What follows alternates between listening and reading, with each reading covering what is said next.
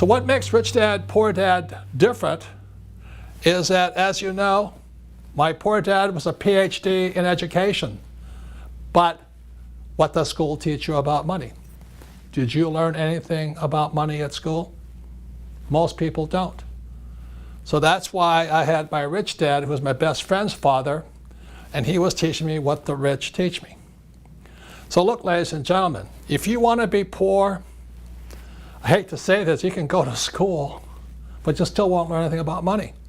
And education is more important today, but what do you learn about money? Most kids now going to school, they're coming out of school deeply in debt with student loans, still not learning anything about money. Look at the middle class. You know, they may have high-paying jobs, but the jobs are going away. And what makes Rich Dad different is we teach what the rich teach people. Hey everyone, welcome back to Advanced Lessons in Millennial Money, featuring Robert Kiyosaki. I'm Alexandra Gonzalez. In this episode, we have a very special guest, Shane Caniglia. He's the CEO and president of Rich Dad, real estate investor, and business partners of Robert and Kim. Thank you for joining us, Shane. Thank you, Alex. Happy to be here. Thank you.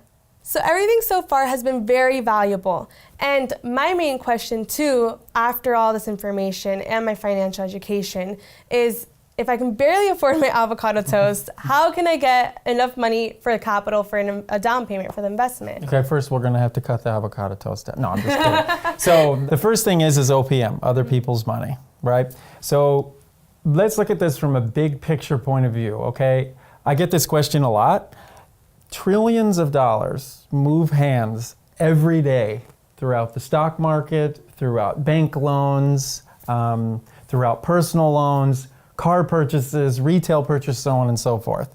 The reason I'm starting with that is you have to get the concept in your brain that the money is out there, okay?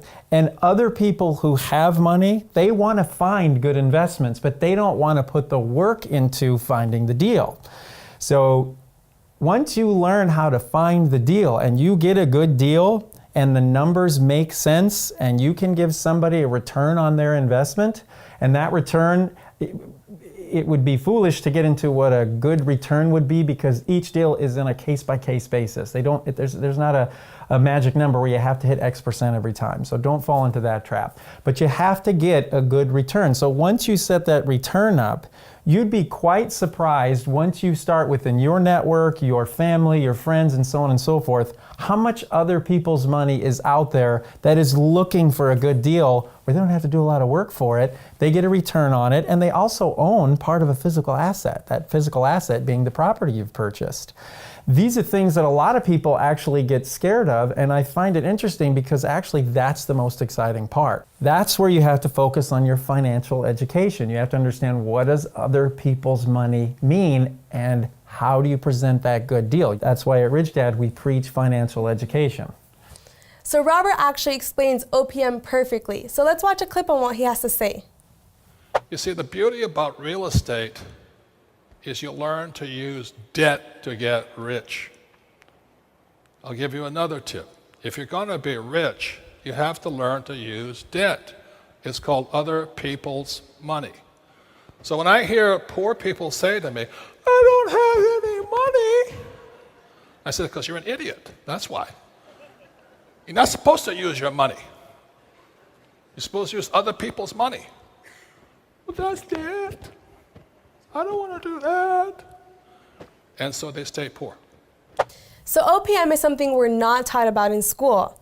Now I would like to pick your brain about the major considerations investors need to look at and look for when they're searching for a property. Okay, great. So these are the key questions. The considerations are arguably some of the most important things that you have to not only address, but you have to make sure that they're in line. So when we talk about considerations, the first one is you got to look at the top line of the deal. You got to make sure your numbers roll out and make sense. And in those numbers, you have to make sure you're considering things such as taxes. Property taxes won't go away. You have to consider things such as a percentage of potential loss from non-rental, so empty, right, or vacancies. That's a big one. The next one would be your maintenance issues. Anything that's going to happen from air conditioners to toilets to plumbing to so on and so forth. The other one would be basic type of updates that you have to do when a tenant moves in and out. So for example, anything from the cleaning of the carpet to the replacement of the carpet to dishwasher, appliances, things of that nature. And then everything else starts to drill down to, now there are the things we're trying to, if we get into them all, this video will be too long, but these will get you thinking. And then the next level is when you start getting into back to the top of the line in terms of that mortgage payment, the interest rate, how long is the note going to be carried. And you also have to include a percentage.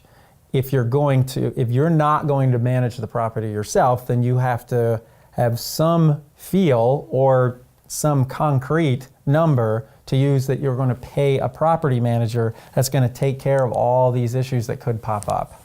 In 1997, when I released Rich Dad, Poor Dad, that book caused a bit of an upset because I said, your house is not an asset. So in today's world, if you want to be rich, you have to know the difference between assets versus liabilities. One of the reasons so many people are struggling financially today is simply because they're calling their liabilities assets, such as your house is not an asset, your car is not an asset, and things like that. So very simply, when I was a young boy, my rich dad taught me, he says, you have to understand a financial statement. So this is an income statement, this is a balance sheet. Now this is overly simplified. He says, what creates something to be an asset is very simply assets, cash flow money into your pocket.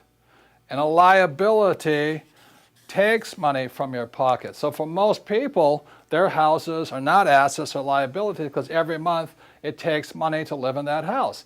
Even those that say, well, I don't have any debt on my house, I've paid it off. Look, you still have insurance, still have upkeep, you still have maintenance. So recently, over summer, I put into practice the Rich Dad philosophy, and I searched for my investment property so I could be prepared for the future, just like we've been taught here. That's awesome. Doing the real thing, right?